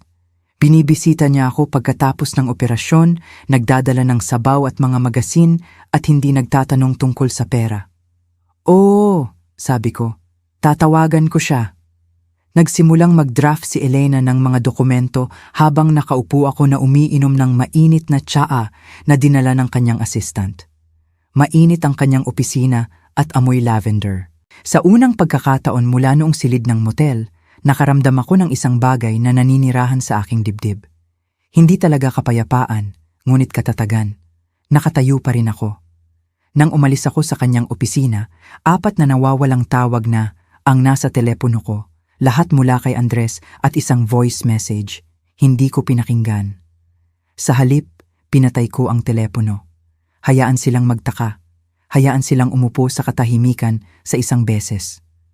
Hayaan silang maranasan kung ano ang pakiramdam ng paghihintay sa isang tawag na hindi darating. Dahan-dahang lumulubog ang araw nang lumabas ako sa opisina ni Elena. Tumayo ako sa bangketa ng ilang sandali, nanlilisik ang mga mata sa liwanag. Ang aking maleta ay gumugulong sa likuran na parang isang pagod na kasama. Hindi ako kumain buong araw, ngunit hindi ako gutom. Mayroong mas matalim sa aking tiyan. Hindi sakit, hindi patakot. Isang bagay na parang kahandaan. Nakahanap ako ng bangko malapit sa istasyon ng tren at umupo. Hindi ako sigurado kung saan ako matutulog ngayong gabi. Isang opsyon ng motel, ngunit isang bahagi ko ang ayaw bumalik doon. Kailangan ko ng iba, isang bagay na kakaiba, isang maliit na kilos ng pagsuway, marahil. Isang paalala na makakapili pa rin ako. Binuksan ko ang bag para hanapin ang aking sweater at muling naramdaman ang gilid ng sobre. Dumampi ang aking mga kamay sa kung ano ang alam ko na. Peking power of attorney, mga transaksyon sa bangko, mga peking aplikasyon sa pasilidad para sa matatanda. Ngunit mayroong isa pang bagay na nakasingit sa likuran nila. Isang pangalawang sobre na selyado, mas mabigat. Hindi ko naaalala na inimpake ko ito. Marahil ay naroon ito nang hindi sinasadya. O marahil ay iniwan ito ni Sofia sa drawer nang hindi namamalayan. Dahan-dahan ko itong binuksan. Sa loob, karagdagang mga form, mga record ng ari-arian, mga aplikasyon para sa pautang. Ang isa ay isang kasunduan sa refinancing para sa aking lumang bahay na may petsa 2 linggo lamang pagkatapos kong lumipat kay Andres at Sofia. Tumitig ako doon pagkatapos ay mas malapit na tumingin. Ang bahay ay hindi nabenta ng 1 beses. Nabenta ito ng 2 beses. Pinataob ni Andres ang pangalawang paglipat gamit ang aking pangalan upang kunin ang equity pagkatapos ng unang pagbebenta. Idineklara nila na ako pa rin ang legal na may-ari. Ginamit iyon bilang leverage upang humiram ng karagdagang pautang batay dito. Ngunit ang pinakamasama ay ang tala na nakakabit sa likod gamit ang sulat kamay ni Sofia. Maliit at perpekto. Siguraduhing hindi niya makikita ang sulat mula sa Ridgeway title. I-redirect ang mga abiso simula sa susunod na linggo. Hindi lang nila kinuha ang pera ko. Plano nilang ubusin ang bawat huling bakas ng aking buhay bago ako isuko sa isang pasilidad at umalis ng malinis. Dahan-dahan kong tinupi ang mga dokumento, matatag ang aking mga kamay. Kaya iyon ang plano. Ibenta ang bahay, kunin ang pera, pikein ang mga pirma, muling mag-refinance, ikulong ako, tumawa para sa mga Christmas card, hayaang sisihin ng doktor ang edad. Ngunit hindi ako nalilito. Hindi ako nawawala. Galit ako. Hindi yung maingay. Hindi yung magulo. Yung nauupo sa ibabang tiyan at naghihintay. Yung pinatalas ang sarili gamit ang katahimikan at oras. Umupo ako roon sa bangkong iyon ng matagal, nakatingin sa mga taong gumagalaw sa mundo. Ang ilan ay tumatawa, ang ilan ay nagmamadali. Walang sino man sa kanila ang nakakaalam kung ano ang ibig sabihin ng mawala ng paunti-unti sa loob ng sariling pamilya. Sinubukan nilang gawin akong anino, ngunit naalala ko kung sino ako at bukas ay ipapaalala ko sa kanila. Hindi na ako bumalik sa motel kagabi. Naglakad ako hanggang sumakit ang aking mga paa, pagkatapos ay nag-check-in sa isang simpleng B&B na ilang block mula sa korte. Ang babae sa reception ay walang sinabi, ibinigay lang sa akin ang isang susi at itinuro sa pasilyo. Maliit ang silid, ngunit mainit. Isang pinagtapik na kumot sa kama, isang lampara na may bitak sa base nito. Parang lugar kung saan maaaring magpahinga ang isang tao at maramdaman pa rin ang kanyang sarili. Mahimbing akong natulog sa unang pagkakataon sa loob ng maraming linggo. Hindi nagbunga ng panaginip. Ang mga kumot ng bahay panuluyan ay matigas. At ang ugong ng ref ay parang isang malayong tren. Hindi kailanman humihinto. Palaging nagtutulak pasulong. Nakahiga ako sa kumot. Nakatingin sa bitak na kisame. Paulit-ulit na iniikot ang lahat. Ang kanyang bulong. Ang sobre. Kung paano umiiwas si Andres ng tingin sa hapagkainan. Hindi ko kailanman nilayon na maging problema. Hindi ako pumunta sa kanilang bahay na naghihintay ng marami. Akala ko tutulong ako sa mga gawaing bahay, marahil ay makikipagkaibigan kay Sofia, magkakaroon ng oras para sa mga bata. Bagaman ang bahaging iyon ay hindi kailanman natupad. Laging masyadong abala ang mga ito, masyadong naka-schedule, at marahil ay masyado na akong matanda para maging kawili-wili. Sa simula, maliit na bagay lang ito. Ang paborito kong upuan ay inilipat sa garahe. Ang tasa ng tsaa ko ay pinalitan ng bago, mas manipis, mas magandang baso, ngunit nasusunog nito ang aking kamay. Inayos ni Sofia ang pantry, sinasabing mas episyente na ngayon kahit na hindi ko nahanap ang asin. Sinabi ni Andres na lahat ito ay para sa aking kaginhawaan, ngunit palagi akong nakakaramdam na pinamamahalaan, hindi inaalagaan. Gumising ako bago sumikat ang araw at nagtimpla ng tsaa gamit ang maliit, kalawang na takurin ng motel. May lasang metal, ngunit mainit, at kailangan ko ng isang bagay na mahahawakan. Ang katahimikan sa silid na iyon ay iba sa katahimikan sa kanilang bahay. Doon, naghihintay ito, nagbabantay, naghihintay na itama ako kung masyadong matagal akong umupo sa mesa o masyadong malakas ang TV. Dito, katahimikan lang. Walang paghuhusga, tahimik lang. Binuksan ko ang maleta para magpalit ng damit at muling tumigil sa sobre. Hindi ko ito nagawang buksan kagabi.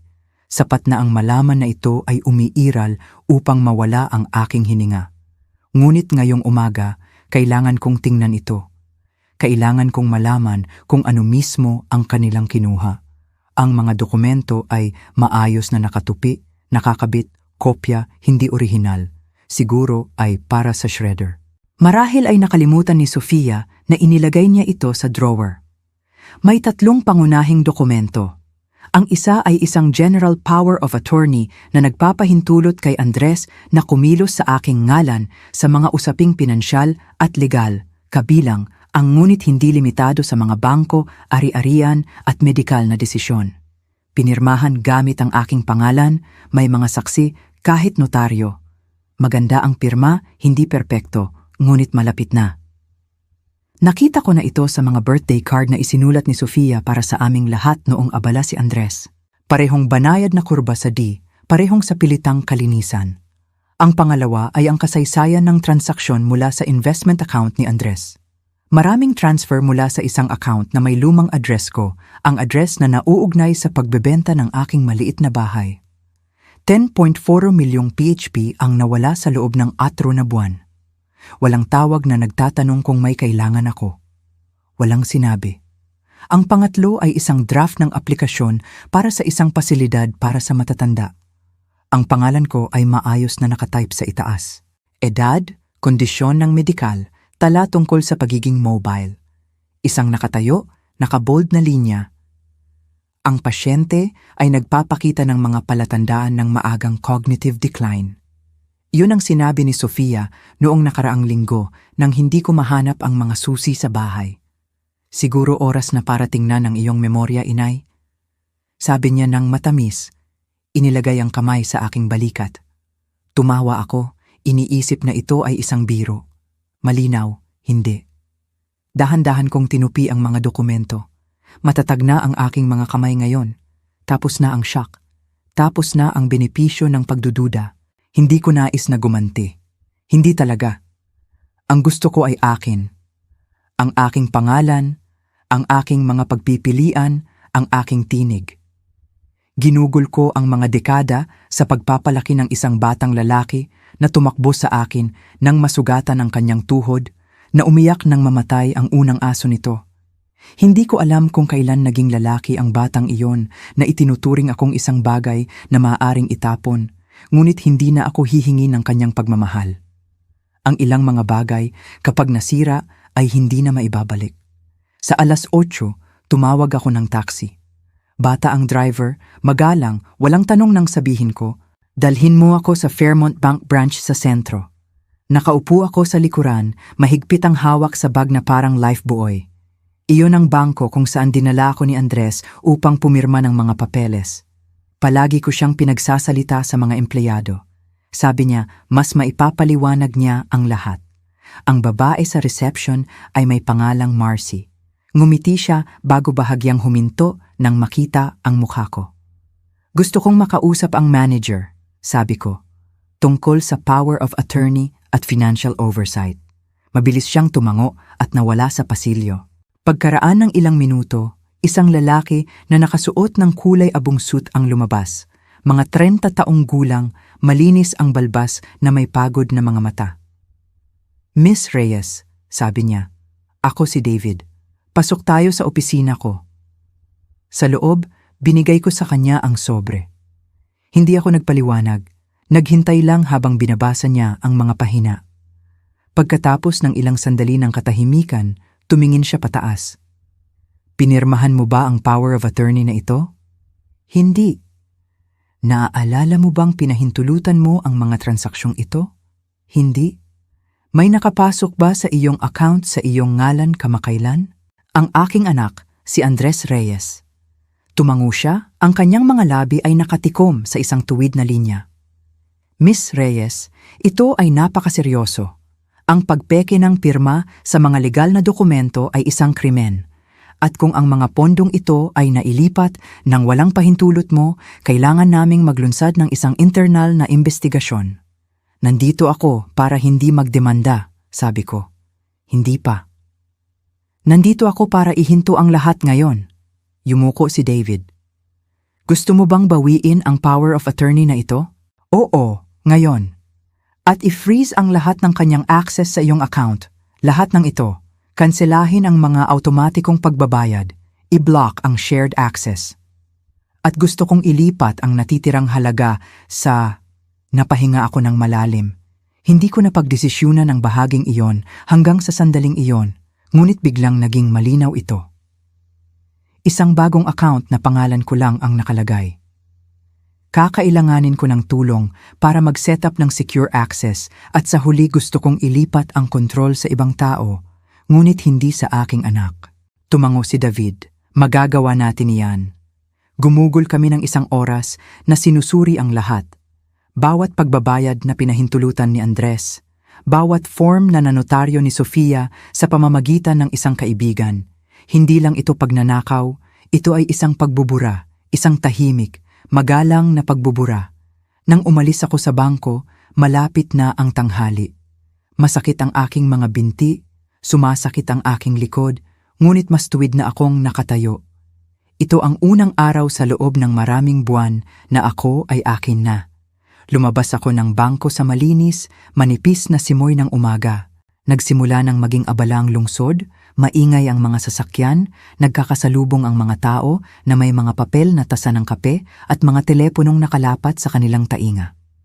Tumayo ako ng tahimik saglit, Mahigpit ang hawak sa kwelyo ng aking jacket, hindi sigurado kung ano ang susunod na gagawin. Hindi ako nag-isip ng malayo. Hindi ako nag-isip lampas sa bench ng motel at sa lalaki sa bangko na nagsabi sa akin ng mahinahon ngunit matatag, na ang nangyari sa akin ay hindi lamang malupit, kundi illegal din. Ngunit legal man o hindi, ano ang gagawin mo kapag tumingin sa iyo ang iyong mga anak at nakikita lang nila ang kawalan? Naglakad ako ng ilang block ng dahan-dahan hanggang sa makakita ako ng isang bench na nakatago sa ilalim ng isang matandang puno ng elm sa tapat ng isang pampublikong parke. Umupo ako, ang maleta sa tabi ko at inilagay ang aking mga kamay sa aking hita. Nasa akin ang sobre, nakatupi ng maayos, ngunit hindi ko na kailangang tingnan ito. Nakikita ko ang bawat salita na nakatatak sa aking isipan. Hindi ako malungkot. Darating iyon, marahil. Ang nararamdaman ko ay isang malinis na kaliwanagan. Ang uri na nakukuha mo kapag ang ingay ay humupa at ang natitira na lang ay ang katotohanan. Hindi ito tungkol sa pera. Ito ay tungkol sa pagiging binura. Kung paano ngumiti si Sofia at itama ako kapag nagkukwento ako sa hapagkainan. Kung paano nagsimulang magsalita si Andres tungkol sa serbisyo para sa matatanda sa loob ng isang linggo pagkatapos akong lumipat. Tungkol sa pinto ng aking silid-tulugan na hindi nakalak. Tungkol sa aking mga liham na nagsimulang dumating na nakabukas na. Tungkol sa hindi pagtanggap ng birthday card mula sa aking apo sa loob ng 2 taon kahit na isang tawag. Akala nila ako ay naglalaho, madaling ilipat, madaling patahimikin. At marahil ay nagsimula na rin akong maniwala dito hanggang kagabi. Isang hangin ang nagtulak sa mga nahulog na dahon sa bangketa. Hinigpitan ko ang aking jacket. Hindi ako nagdala ng sapat para sa malamig na panahon. Hindi ko akalain na ako ay nasa labas ng higit sa isang araw. Hindi ako sigurado kung mayroon pa akong pupuntahan ngayon, ngunit nabawi ko na ang kontrol. Gumalaw ang aking telepono sa aking bulsa. Sa isang saglit, hindi ako gumalaw. Tumingin lang ako sa harap. Pagkatapos ay kinuha ko ito. Ang screen ay umilaw sa pangalan ni Andres. Hinayaan ko itong tumunog hanggang sa huminto ito. Pagkatapos ay lumitaw ang mensahe. "Inay, nasaan ka? Pakiusap, tawagan mo ako." Hindi ako sumagot. Hindi ko yon utang sa kanya. Makalipas ang ilang minuto, lumitaw ang isa pang mensahe. Sa pagkakataong ito mula kay Sofia. "Nagising kami at walang tao sa silid mo. Hindi ito makatarungan. Pinatatakot mo ang mga bata." Matagal akong tumitig sa mensahe. Ang mga bata ay natatakot. Hindi nila ako kinausap sa loob ng 1 buwan. Umiiwas sila sa akin sa pasilyo na parang ako ay mabaho. At ngayon sila ay natatakot. Hindi, natatakot si Sofia. Natatakot na ang kanyang magandang maliit na plano ay nagwawasak. Natatakot na ang matandang babae na plano niyang ikulong ay nakatakas na palabas ng pinto na may maleta at isang lihim. Mabuti, hayaan siyang matakot. Isinara ko ang mga mensahe nang hindi sumasagot. Hindi ko alam ang susunod na gagawin, ngunit alam kong kailangan kong makakita ng isang tao. Mayroong isang pangalan sa business card na ibinigay sa akin ni David, ang manager ng bangko, isang abogado, na makakapagpatnubay sa akin sa natitirang bahagi ng proseso. Sino ang makakatulong sa akin na matiyak na hindi na ito mangyayari muli? Ang kanyang opisina ay 6 na block ang layo. Tumayo ako. Inunat ang pananakit sa aking likod at hinila ang maleta. Umugong ito sa basag na bangketa. Ang receptionist ay bata na may mahinang tinig. "Mayroon ka bang appointment?" "Wala," sabi ko, ngunit sinabi ni David mula sa Fairmont Bank na pumunta ako. Tumango siya at nawala sa isang secondary door. Makalipas ang ilang minuto, isang babae na mahigit 40 ang lumabas. Maganda ang pagkakatahi ng jacket, malumanay ang mga kulay abo na mata, hindi gaanong makeup, inabot niya ang kanyang kamay. "Miss Reyes, ako si Elena." Tumawag si David, "Pumasok po kayo." Umupo kami sa isang pribadong opisina na may matataas na bookshelf at makakapal na kurtina. Muli kong binuksan ang sobre. Dahan-dahang binasa ni Elena ang lahat, ang kanyang mga mata ay nanlilisik. Nang matapos siyang magbasa, tumingin siya sa akin at sinabi, "Pasensya na. Mas madalas mangyari ito kaysa sa inaakala ng mga tao, lalo na sa mga matatandang babae na masyadong mapagkakatiwalaan." "Hindi ko iniisip na ako ay mapusok," sabi ko ng mahina. "Pag-asa lang." "Hindi ka mapusok," sabi niya. "Nagbigay ka ng pagmamahal at inabuso ka nila." Halos 2 oras kaming magkasama. Ipinaliwanag niya ang aking mga karapatan, ang legal na kahulugan ng mga pekeng dokumento, ang mga hakbang na maaaring gawin. Gumamit siya ng mga salita tulad ng panloloko, financial exploitation, elder abuse. Tumango ako sa mga salitang iyon kahit na parang buhay ng ibang tao ang mga iyon. Hindi pa ako handang pag-usapan ng korte. Hindi ako sigurado kung gusto ko, ngunit gusto kong maprotektahan. "Gusto ko ng bagong testamento," sabi ko. "Gusto kong isulat muli ang lahat." Hindi siya kumurap. "Magagawa natin yan. At gusto kong ilipat ang financial power sa ibang tao, hindi sa aking anak." "May naiisip ka ba?" "Naiisip ko si Clara, ang aking apo sa Arizona. Mabait, mapagkakatiwalaan." Nagpadala siya ng taunang birthday card kahit na hindi ako sumasagot. Binibisita niya ako pagkatapos ng operasyon, nagdadala ng sabaw at mga magasin at hindi nagtatanong tungkol sa pera. "Oo," sabi ko, "tatawagan ko siya." Nagsimulang mag-draft si Elena ng mga dokumento habang nakaupo ako na umiinom ng mainit na tsaa na dinala ng kanyang assistant. Mainit ang kanyang opisina at amoy lavender. Sa unang pagkakataon mula noong silid ng motel, nakaramdam ako ng isang bagay na naninirahan sa aking dibdib. Hindi talaga kapayapaan, ngunit katatagan. Nakatayo pa rin ako. Nang umalis ako sa kanyang opisina, 4 na nawawalang tawag na ang nasa telepono ko, lahat mula kay Andres at isang voice message. Hindi ko pinakinggan. Sa halip, pinatay ko ang telepono. Hayaan silang magtaka. Hayaan silang umupo sa katahimikan sa isang beses. Hayaan silang maranasan kung ano ang pakiramdam ng paghihintay sa isang tawag na hindi darating. Dahan-dahang lumulubog ang araw nang lumabas ako sa opisina ni Elena. Tumayo ako sa bangketa ng ilang sandali, nanlilisik ang mga mata sa liwanag. Ang aking maleta ay gumugulong sa likuran na parang isang pagod na kasama. Hindi ako kumain buong araw, ngunit hindi ako gutom. Mayroong mas matalim sa aking tiyan. Hindi sakit, hindi pa takot. Isang bagay na parang kahandaan. Nakahanap ako ng bangko malapit sa istasyon ng tren at umupo. Hindi ako sigurado kung saan ako matutulog ngayong gabi. Isang opsyon ng motel, ngunit isang bahagi ko ang ayaw bumalik doon. Kailangan ko ng iba, isang bagay na kakaiba, isang maliit na kilos ng pagsuway, marahil. Isang paalala na makakapili pa rin ako. Binuksan ko ang bag para hanapin ang aking sweater at muling naramdaman ang gilid ng sobre. Dumampi ang aking mga kamay sa kung ano ang alam ko na. Peking power of attorney, mga transaksyon sa bangko, mga peking aplikasyon sa pasilidad para sa matatanda. Ngunit mayroong isa pang bagay na nakasingit sa likuran nila. Isang pangalawang sobre na selyado, mas mabigat. Hindi ko naaalala na inimpake ko ito. Marahil ay naroon ito nang hindi sinasadya. O marahil ay iniwan ito ni Sofia sa drawer nang hindi namamalayan. Dahan-dahan ko itong binuksan.